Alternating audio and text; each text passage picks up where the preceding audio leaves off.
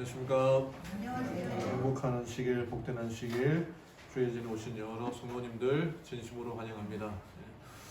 날씨가 꽃샘추위가 지난번에 왔다 갔다 했는데 또 한 며칠 좀 추웠던 것 같아요. 우리나라는 봄은 없고 겨울 아니면 여름이라 그러는데 건강하시고 일교차가 심한 이때 건강 잘 지키시고 이제 코로나 걸려도 뭐 자가격리 없이 그렇게 한다고 하니까 더 조심, 더 안전하게 하루하루 하나님 은혜로 살아가는 우리 모든 성도님 되기를 간절히 바랍니다. 하나님의 말씀 마가복음 11장 12절부터 14절 그리고 20절, 24절 말씀 보겠습니다. 마가복음 11장 12절에서 14절 20절, 24절 말씀 보겠습니다.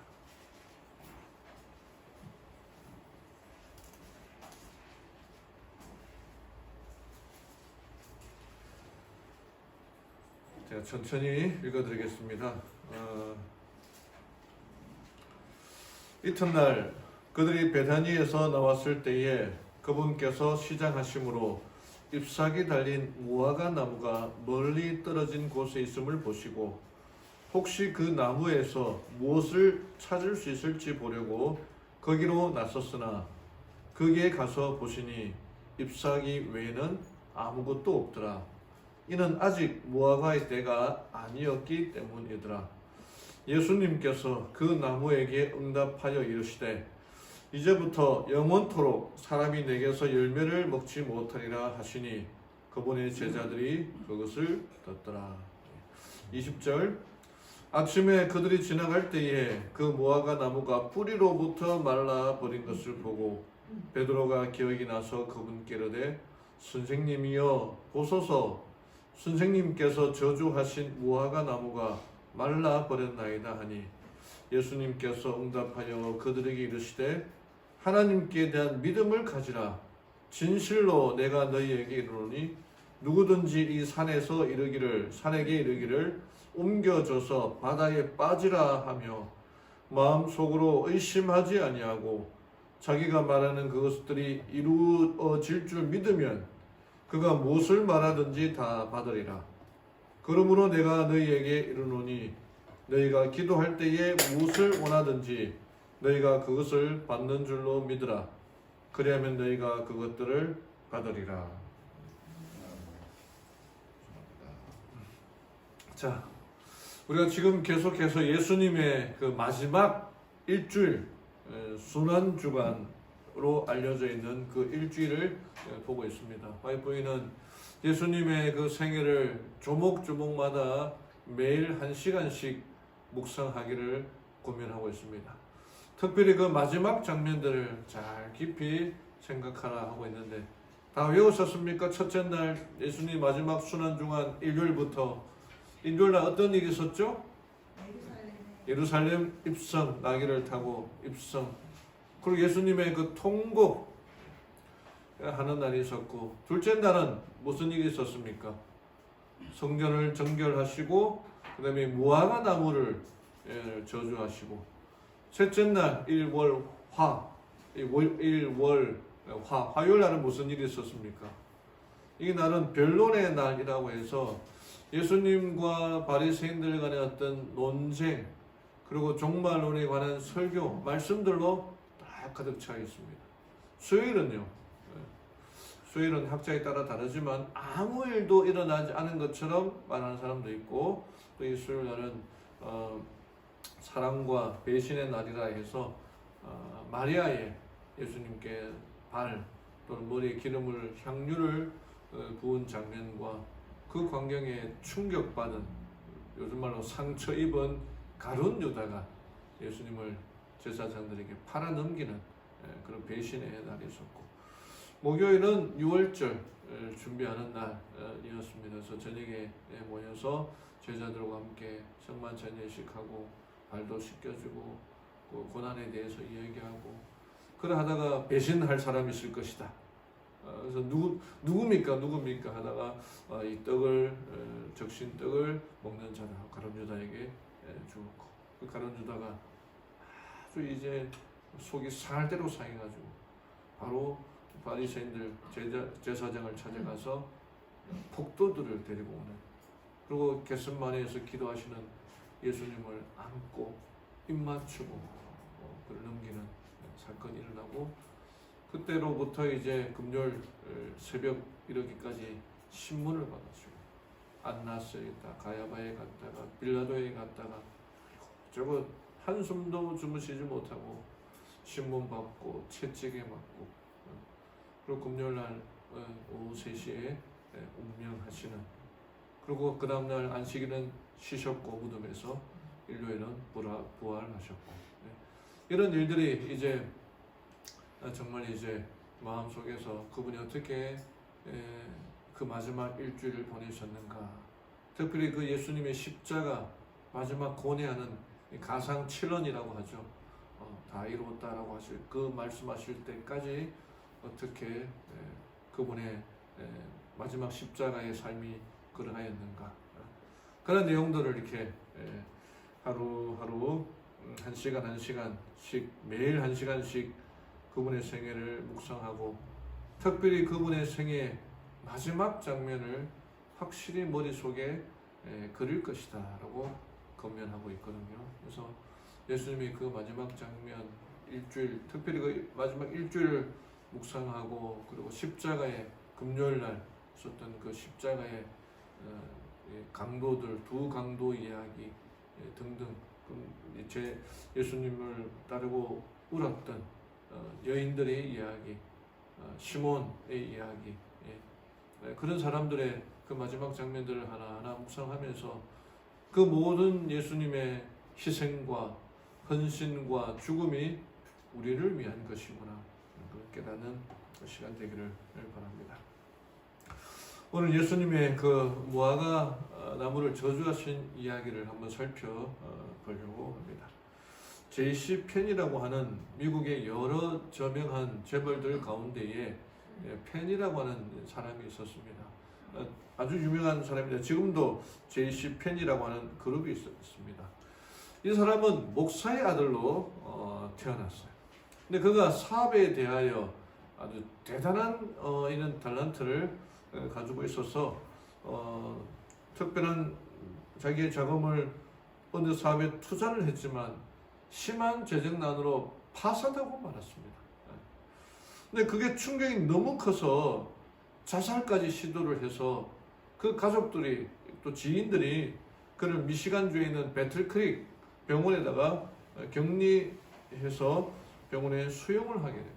얼마나 그가 이 충격이 컸는지, 그의 삶 자체가 이제 병원에 가서는 그냥 죽을 날만 기다리는 그런 아주 정신적으로 완전히 피폐한 그런 삶을 살았습니다. 근데 병원에 격리되었다고 호전되는 것이 아니었어요. 그냥 죽기만을 기다리는, 약물에 의지해서 하루하루 죽기만을 기다리는 그런 사람이었습니다. 그래서 이 병원에서 살지 못해, 죽지 못해 살아가다가 하루하루 그냥 아무 생각 없이 그렇게 살아가다가 어느 날 복도를 통해서 찬미 소리를, 찬양하는 소리를, 노래 소리를 듣게 됩니다. 근데 그 음악이 너무나 아름다운 이 소리였던 거예요. 그래서 무언가의 부름을 받은 것처럼, 뭔가에 홀린 것처럼 이렇게 그 찬미 소리를 따라 흥그름 걸어가는데, 마치 우리 병원에 하면은 병원 교회가 있고 또 따로 이제 예배를 드리는 그런 곳이 있지 않습니까? 그런 것처럼 이제 따로 예배 드리는 그곳에서 한 작은 예배당에서 그 참미 소리가 울려 나고 있었습니다. 근데 그 예배가 환자들과 직원들을 위한 그런 특별한 부흥 기도회가였는데, 거기에 이 페니가 자기도 모르게 그 자리에 앉게 되었는데, 그때 찬양하는 그 찬미가가 아주 어릴 때부터 들려오는 그런 찬미가였습니다. 우리가 시작할 때 불렀던 찬미가 117장, 너 근심 걱정 말아라, 주 너를 지키리. 주 날개 밑에 가라, 주 너를 지키리. 주 너를 지키리. 어느 때나 어디서나 주 너를 지키리 널 지켜주시리. 이 찬미가가 그 함께한 집회에서 1절, 2절 부르는데 이 사람이 너무나 복받쳐서 이게 병원에 있으면 마음이 다 약해지지 않습니까? 그래서 그 찬미가 너무나 복받쳐서 자신의 감정을 주체할 길이 없어서 자기도 모르게 그 자리에서 무릎을 꿇고 하나님, 저는 아무것도 할 수 없습니다.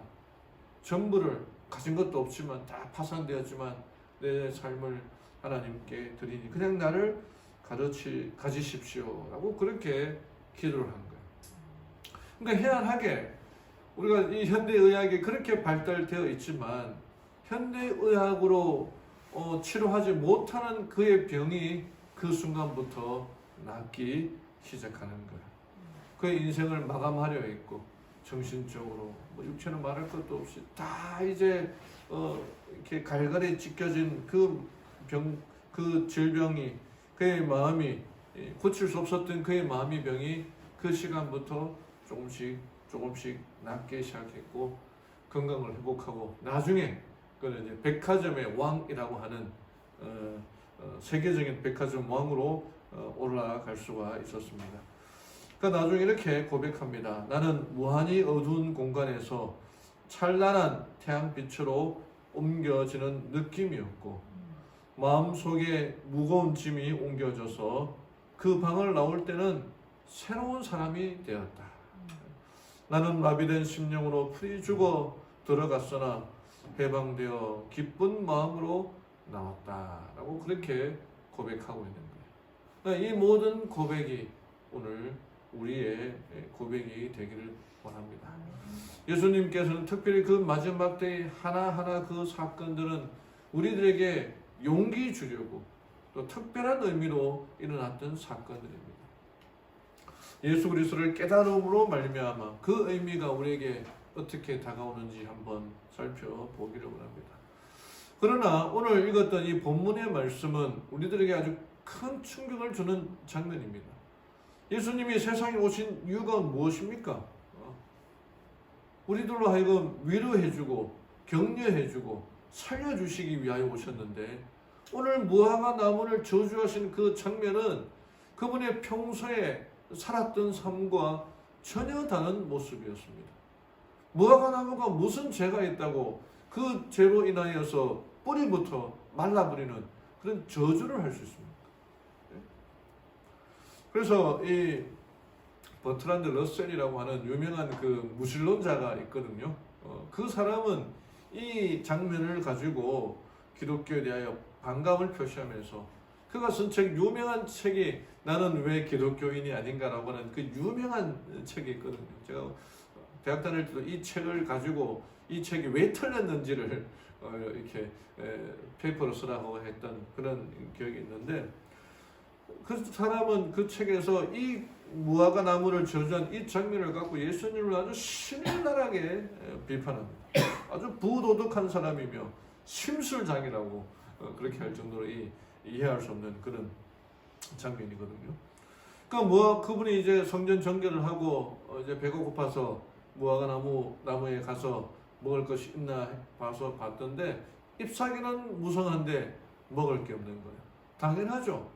무화과 나무는 6월달에 나오고 9월달에 나오는데 이분이 순환주간은 4월달이었거든요. 열매가 없는 게 당연한 것입니다. 근데 당연함에도 불구하고 그 무화과 나무를 저주하셨던 것입니다. 그리고 그 무화과 나무는 완전히 말라서 더 이상 열매는커녕 잎사귀도 달리지 못할 정도로 말라버린 죽게 된 사건이었습니다. 왜 예수님께서는 무화과 나무를 저주하셨을까? 정말 이해할 수 없는 그 행동이지만 이 일을 통해서 우리들에게 가르쳐 주시고자 하는 말씀은 무엇일까? 열매 맺는 그리스도인이라는 제목으로 오늘 함께 은혜 나누기를 원합니다. 이 사건은 말 그대로 비유적인 사건입니다. 예수님은 보통 말씀을 통하여 우리들에게 하나님의 뜻을 가르쳐 주셨지만 가끔은 행동이나 사건을 통해서 우리들에게 전하려고 하시는 말씀이 있습니다. 이 무화과 나무는 영어로는 피그 트리라고 하는데 우리나라 말은 참 번역이 잘 된 것 같아요. 무화과입니다. 무화과 나무는 꽃이 있을까요, 없을까요? 꽃이 없는 나무예요. 그 열매가 꽃이자 열매가 되는 겁니다. 제가 어디 전라도 제가 정확한 지명이 생각이 안 나는데 어디 한 가을에 좀 지나가다 보니까 무화과 나무 특산지인가 봐요. 영암. 저는 그 지명 이름도 모르고 지나가는데 무화과 나무가 이렇게 팔더라고요. 제가 무화과를 좋아하거든요. 특별히 말린 거를 좋아합니다.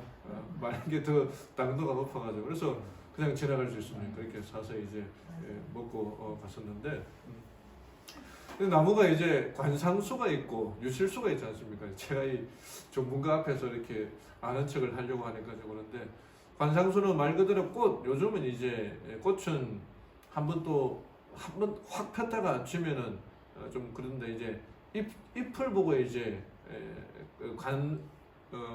관상하는 이렇게 보는 감상하는 그런 나무가 있는 반면에 또 유실수라 그래가지고 열매를 맺는 나무로 이렇게 있지 않습니까? 근데 잎을 보고 꽃을 보고 하는 그런 나무에서는 그 누구도 열매를 얻으려고 하지 않습니다. 우리에게 벚나무가 많지만은 그 벚나무에서 무엇을 얻을까 하고 찾아간 사람은 없잖아요. 잎을 통해서도 마찬가지입니다. 또 무화과 같은 경우는 제목으로 쓸 수가 없어요. 그냥 이제 있는 그대로 있는 것입니다. 열매 자체가 꽃인 거예요. 이 무화과 나무는 그 1년에 2번 열매를 맺는다 하더라고요. 6월 달에 한 번, 9월 달에 한 번 맺는데 첫 수확이면서 가장 좋은 수확은 6월에 있고 두 번째 수확은 9월에 있는데 이 나무의 특징이 열매보다 잎사귀가 먼저 쫙 피는 게 그 특징이라고 하는 것입니다. 그래서 열매가 맺힐 그런 때는 아니지만 잎사귀가 있다는 것은 열매가 있다는 그러한 의미였거든요. 잎이 나기 전에 열매가 먼저 나오는, 그러니까 잎이 무성하다는 것은 열매가 있다는 것입니다. 예수님께서 가셔가지고 그 가장 낮은 나무로부터, 가지로부터 저 높은 그 가지를 다 찾아봐도 무화과 나무에 열매가 없는 거예요. 그러니까 잎사귀는 무성한데 열매가 없다는 것은 가식적이었다는 거죠. 이에 대하여 시대의 소망에서는 이렇게 설명합니다. 무화과 나무를 저주하신 것은 행동하는 비유였는데 그 무화과 나무는 유대 민족을 상징하는 것이었습니다. 그 유대 민족이 정말 겉으로는 어떻게 보면은 그들의 예배, 또 성전 의식들, 하나님의 임재가 그 성전에 있는 곳이었거든요. 그런 정말 겉으로 볼 때는 예배가 정말 화려했죠. 하나님께서도 함께 하시는 그 예배였으니까.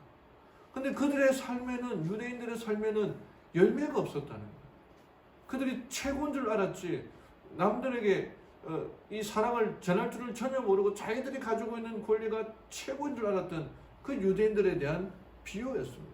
여기 빨간 글씨에 유대인의 종교는 과연 외모로는 아름다웠으나 겸손과 사랑과 자비는 부족한 종교가 유대인이었고 유대 민족이었다. 그들은 정말 좋은 것은 다 가졌지만은 그들의 예배는 너무나 화려하고 너무나 멋졌지만은 실제로는 그 알맹이가 없었다는 거예요. 여기 전에 한번 제가 이 이야기를 생각할 때마다 혹시 우리의 모습이 아닌가 생각하는 그 이야기, 이 미국의 텍사스의 한 교회의 그 마당에서 기름이 석유가 나왔던 그 이야기 기억나실 거 아닙니까? 그 교회가 그래도 넓은 땅을 소유하고 있었고 그 땅에서 유전이 발견이 되었습니다. 뭐 우리 치고로 하면 온천이 개발됐다 할 수 있는데 기름이 이제 펑펑펑 나와서 사람에게 이제 부탁해서 알아보니까 아주 경제성이 좋고 매장량이 많다고 그 결과가 나왔어요. 그 교회가 아주 횡재를 하게 된 거죠. 그래서 그 교회가 이제 직원회를 통해서 회를 하게 되었는데 세 가지를 결의했는데 교회가 자체로 석유 수출을 한다. 교회가 사람을 뽑아서 임금을 주면서 자체로 석유 수출을 하고 두 번째는 그 석유를 판 수익의 절반은 교회 재정과 선교 헌금으로 쓰고 그 절반은 교인들에게 분배를 하는 교회가 아주 횡재를 한 거죠. 세 번째는 뭐냐? 교회는 지금부터 새신자를 받지 않는다. 이게 교회입니까? 뭐 어디입니까? 네. 우리가 이 교회 얼마 안 되지만은 앞에 이제 뭐 온천이 개발되었어요. 그래서 그걸로 엄청난 수익을 얻는데 그 수익의 절반은 교회 선교 사업으로 교회 선교 사업하러 쓴다는 그 자체가 이상하잖아요. 새로운 사람을 데리고 온다는 게 선교 사업인데, 근데 그 돈의 절반은 교인들에게 나눠주는데 그때부터 새 신자를 받지 않는다. 말도 안 되는 거죠. 어떻게 되었을까요, 교회가? 이 교회가 돈 문제에 걸려드니까 서로 소송하고 이 재판에 엉키다 보니까 끝내는 이 교회가 문을 닫게 되었다. 그 돈이 교회의 축복이 되었을까요? 교회가 건물은 그 돈으로 화려한 건물을 짓고 뭐 정말 최첨단 건물을 지었을지는 모르지만 겉으로는 화려하고 웅장한 건물이었지만은 그 안에는 열매 맺을 수 없는, 열매 맺지 못하는 교회가 되었다는 것입니다. 여기에 누가복음 13장에서는요 어떤 한 과원지기 이야기가 나옵니다.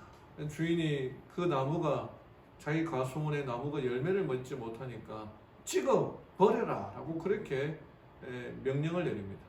근데 그 과원지기가 뭐라고 하냐면은 3년만 기한을 주십시오. 제가 이 나무 주위에 땅을 파고 거름을 주어서 열매 맺도록 하겠습니다. 3년 동안 열매를 얻기를 그렇게 했지만은 얻지를 못하자 그 찍어버리려 그러니까 그 과원지기가 1년만 시간을 주십시오. 금년에도 열매 맺지 않으면은 찍어버리겠습니다. 그렇게 예수님은 그 열매 맺지 못하는 무화과 나무를 보고 저주하셨어요. 근데 이 과원지기는 잊지 않지만은 그 제자들이 그 모습을 충격을 보았고 그것이 바로 유대인들에 대한 마지막 경고였다는 것입니다. 여러분, 그리스도인들이 모여있는 이 교회는 열매를 맺어야 됩니다. 이 누가복음 18장에 보면은 불의한 재판관의 이야기가 나와요. 그 과부가 이 불의한 재판관에 가서 내 소원을 들어달라, 내 소원을 들어달라 그렇게 얘기하니까 이 불의한 재판관이 자기가 의로워서가 아니라 그 과부가 하도 귀찮게 하니까 그 이야기를 들어주는 얘기가 나오지 않습니까? 예수님께서 낭망하지 말고 기도해야 될 것을 비유로 말씀하셨는데, 그리고는 그 이야기의 결론을 뭐라고 내리냐 하면은 누가복음 18장 8절에 내가 너희에게 이르노니 속히 그 원한을 풀어주시리라. 그러나 인자가 올 때에 세상에서 믿음을 보겠느냐 라고 말씀하십니다. 기도에 대해서 낭망하지 말고 기도해야 될 것을 비유로 가르치면서 그 비유의 결론을 말하기를 인자가 올 때에 세상에서 믿음을 보겠느냐. 그러니까 그리스도 하나님께서, 예수님께서 열매를 맺기를 원하는 것은 믿음을 본다는 거예요. 믿음에 대한 열매를 맺으라는 거예요. 그래서 우리 마가복음 11장의 이 결론 부분에 뭐라고 말하냐면은 하나님께 대한 믿음을 가지라. 무화과 나무가 말라 비틀어지고 이 무화과 나무가 죽었던 그 비유의 이야기의 결론이 뭐냐면은 믿음을 가지라는 거예요. 마음속으로 의심하지 아니하고 자기가 말하는 그것들이 이루어질 줄 믿으면 그가 무엇을 말하는지 다 받으리라. 너희가 기도할 때에 무엇을 원하든지 너희가 그것들을 받는 줄로 믿으라. 그래야 너희가 그것을 받으리라. 믿음을 가지라는 게 예수님의 결론이었다는 거예요. 사랑하는 성도 여러분, 우리의 열매는 믿음을 가지는 거예요. 기도하고 받은 줄로 믿으라는 거예요. 그 열매를 예수님께서는 구하신다는 거예요. 우리로 하여금 뭐 전도 열심히 해라, 뭐 맞는 말이죠. 그 먼저는 처음은 내 마음에 하나님을 믿는 믿음을, 하나님께서는 그 믿음을 보러 이 세상에 오시는 믿음이 있는, 믿음을 열매로 맺는 그리스도인 되기를 간절히 바랍니다.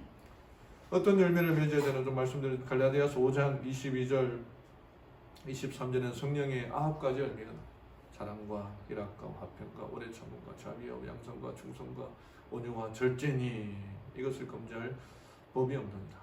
이 열매들 다 가지고 있습니까? 사랑 가지고 있습니까? 희락 가지고 있습니까? 희락이 기뻐한다는 거죠.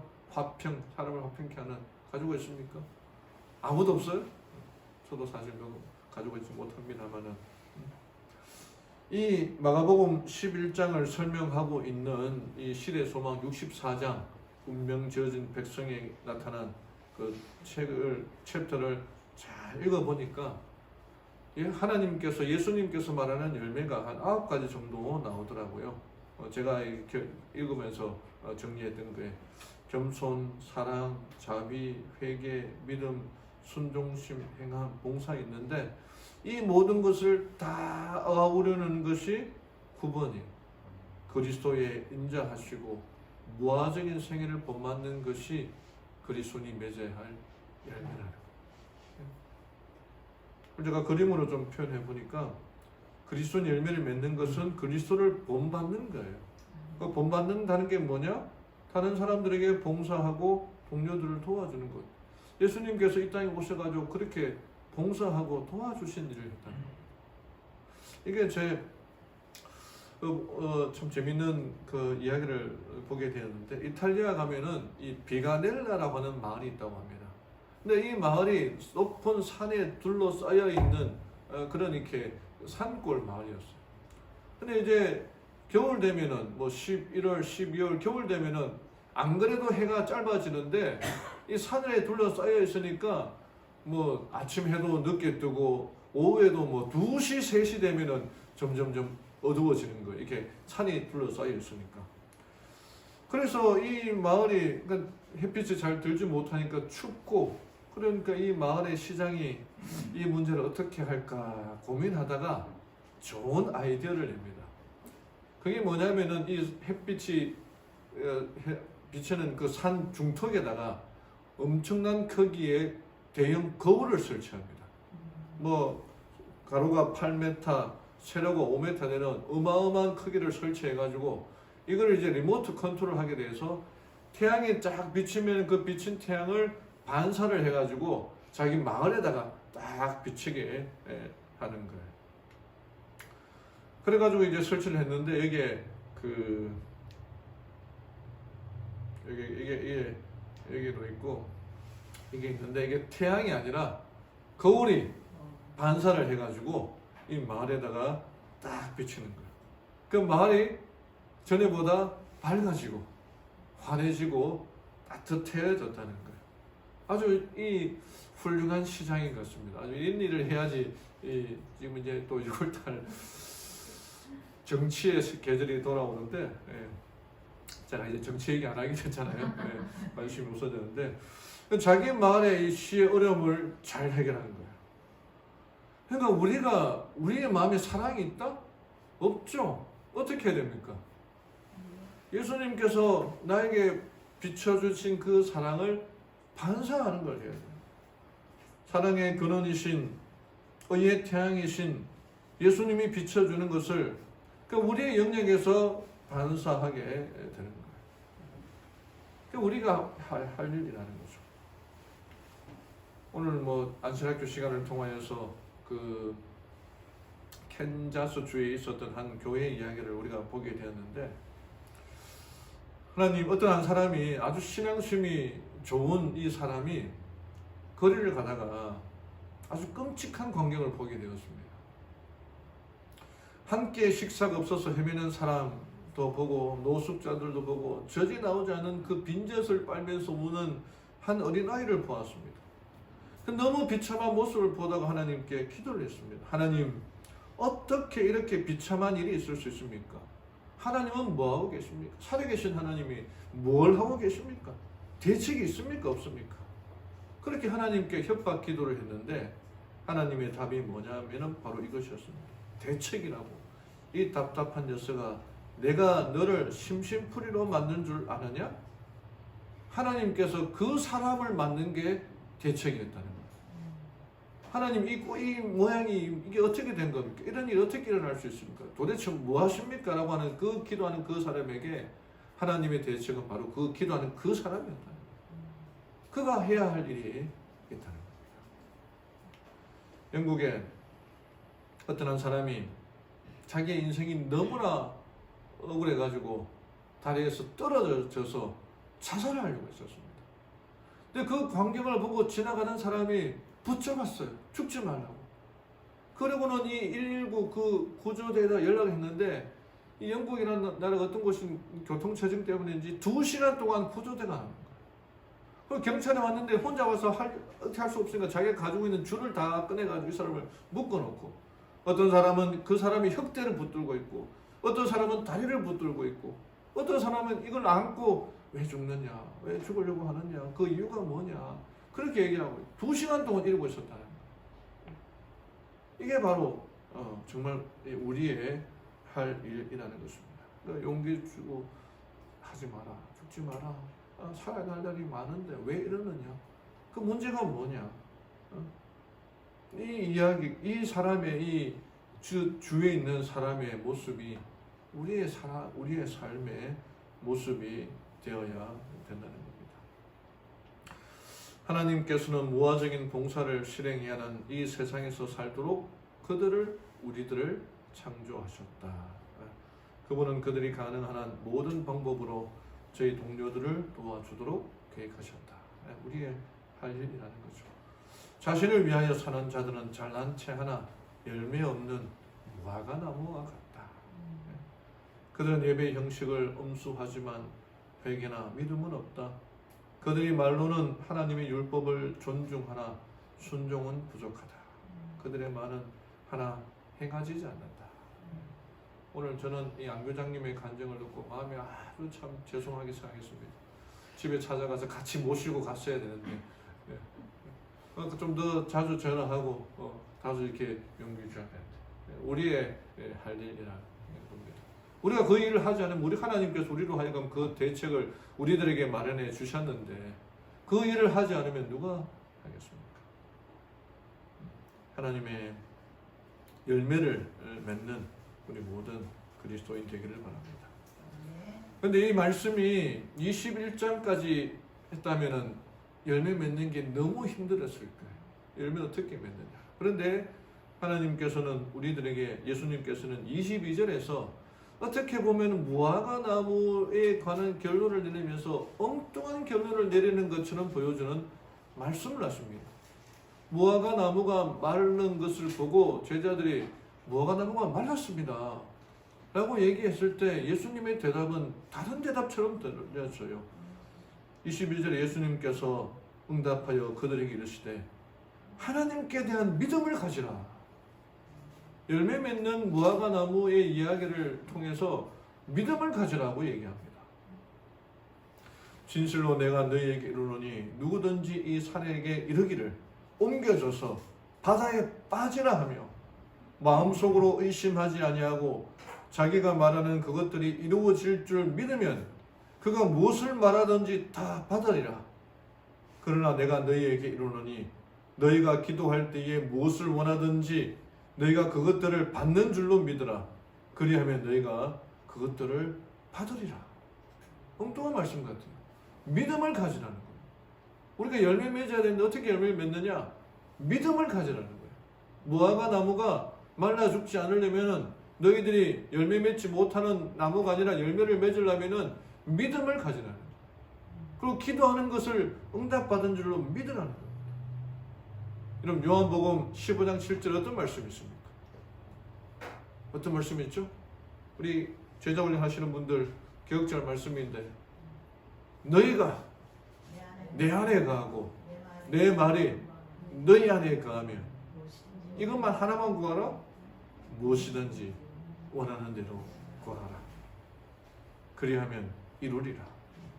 로마서 4장 20절 믿음이 없어 하나님의 약속을 의심하지 않고 믿음으로 경고하여져서 하나님께 영광을 돌리라. 너희가 내 이름으로 무엇을 구하든지 내가 행하리라. 이 믿음을 가지는 거예요. 우리가 열매 맺는 것은 이 믿음을 가지는 거예요. 여러분, 이 사건 보셨습니까? 미국의 유명한 배우 윌 스미스라는 사람이 있어요. 사람이 아카데미 시상식에서 상을 받았는데 이제 3월 말에 있었던 일이거든요. 여기 이제 시상식에서 이제 크리스 록이라고 하는 코미디언이 막 재밌게 하려고 웃기고 뭐 이런 얘기 하다가 이 윌 스미스 부인이 몸이 좀 아파가지고 이 스트레스를 받아서 내 머리카락이 빠지기 시작하다가 결국에는 이렇게 딱 팍팍 밀었거든요. 근데 그건 이제 자기의 부인을 농담으로 이렇게 조크로 한 거죠. 근데 윌 스미스가 그 자리에 앉아 있다가 너무나 이제 화를 참지 못해가지고 그게 이제 생방송으로 전 세계에 다 중계되고 있는데 거기에 올라가서 윌 스미스가 이 크리스를 빠면 그냥 딱 때렸던 게 이제 있었던 사건이 있었습니다. 그래서 막 결국엔 이 사람이 생애 최초로 아카데미 나무 주연상을 받게 됐는데 사람들이 막 이 상을 취소해야 된다. 그리고 지금도 시끄럽다 하더라고요. 근데 이 사람이 이때 사건을 내고 그 저녁인가 다음 날인가 그 인스타그램을 통해서 공식적으로 사과문을 올렸는데 어젯밤 아카데미 시상식에서의 제 행동은 용납할 수 없었고 용서받을 수 없는 것이었습니다. 농담을 받아들이는 것도 제 직업의 일부인데 아내의 건강 상태에 대한 농담에 그만 참지 못하고 감정적으로 반응했습니다. 크리스, 저는 당신에게 공개적으로 사과하고 싶습니다. 저는 선을 넘었고 잘못 행동했습니다. 저는 당황스럽고 제 행동은 제가 되고 싶은 사람을 보여주지 못했습니다. 막 이렇게 쭉 사과하고 있어요. 얼마나 전 세계에 이 사람 행동도 충분히 이해가 되고 또 크리스록도 좀 잘못했다고 생각도 되고 뭐 하는데 근데 이렇게 사고문을 쓰고 행동이 얼마나 후회가 되는지 제 주저리 이렇게 얘기하는데 우리도 그런 경험 있습니까? 화가 나서 참지를 못하고 한마디 하고는 그것 때문에 성질을 한번 부리고 아이고 내가 왜 그렇게 했을까 그때 참았어야 했는데 하고 내 더러운 성질 죽여야 되는데 그리스도인도 한번 열매를 맺어야 되는데 왜 그렇게 했을까? 왜 그 말을 했을까? 왜 그 행동을 했을까? 이게 쉽지가 않죠. 그때 어떻게 해야 됩니까? 믿음을 가지라. 하나님께 대한 믿음을 가지라. 기도하라. 하나님의 영이 내 마음에 역사하고 내 마음에 들어오도록 기도하라. 무엇이든지 구하는 것은 믿으라. 너희가 내 안에 거하고 내 말이 너희 안에 거하면 무엇이든지 구하고 받을 줄 믿으라. 이게 바로 이 열매 맺지 못하는 무화과 나무를 향한 하나님의 예수님의 음성이었습니다. 예수님의 결론이었습니다. 그 결론의 말씀이었던 거예요. 고린도후서 4장 7절에서 10절 이렇게 기록되어 있습니다. 우리가 이 보배를 질그릇에 가졌으니 이는 심히 큰 능력은 하나님에 있고 우리에게 있지 아니함을 알게 하려 함이라. 우리가 사방으로 우겨쌈을 당하여도 쌓이지 아니하며 답답한 일을 당하여도 낙심하지 아니하며 박해를 받아도 버림받지 아니하며 거꾸로 뜨림을 당하여도 망하지 아니하고 우리가 항상 예수의 죽음을 몸에 짊어짐은 예수의 생명이 또한 우리 몸에 나타나게 하려 합니다. 이것이 우리가 맺어야 할 열매, 그리스도의 열매입니다. 하나님께 대한 믿음을 가지라. 예수님은 마지막 때에 우리들에게 열매를 보았습니다. 무화과 나무의 그 가장 낮은 가지로부터 가장 높은 가지에 이르기까지 열매를 찾았던 것처럼 잎사귀가 무성한 그 무화과 나무에 열매가 있나 보다 해서 찾아서 열매를 찾았던 것처럼 우리에게도 그 열매를 찾으려고 하십니다. 우리가 맺는 열매는 믿음이에요. 예수 그리스도를 반사하고 또 우리가 기도하고 구하는 것들은 다 이루어질 것이라는 그런 믿음을 열매를 맺어야 됩니다. 그분이 우리가 그분 안에 거하고 그분의 말씀이 우리 안에 거함으로 우리 믿음이 자랍니다. 예수 그리스도를 믿는 믿음이 우리 모두에게 있어서 참으로 주님 안에서 열매 맺는 그리스도인 되기를 바라며 오늘 말씀을 마치겠습니다.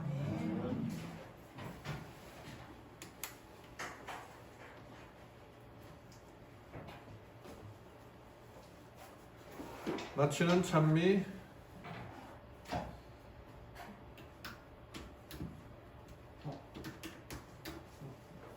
301장 찬미.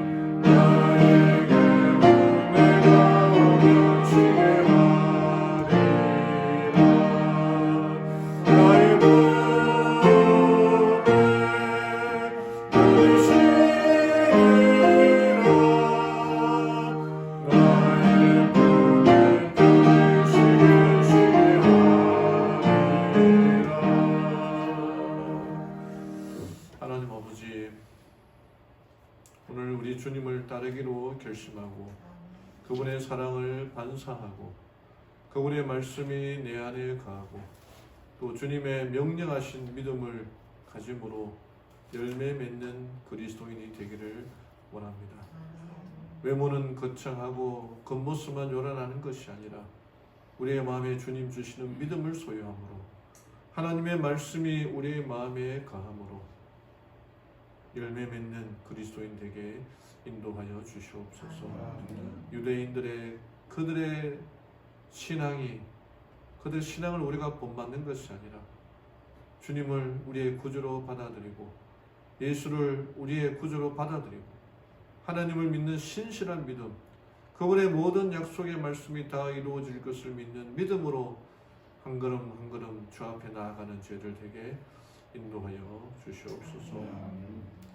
예수 그리스도의 무한한 그 생애를 우리가 본받고 그분의 사랑을 반사하며 살아가는 삶이 우리의 삶이 되도록 인도하여 주시옵소서. 예수 안에 거하기를 원합니다. 그분의 말씀이 내 안에 거하기를 원합니다. 약속의 말씀을 굳게 붙잡고 우리의 마음에 새기고 주가 걸어가신 그 길을 따라가기를 원합니다.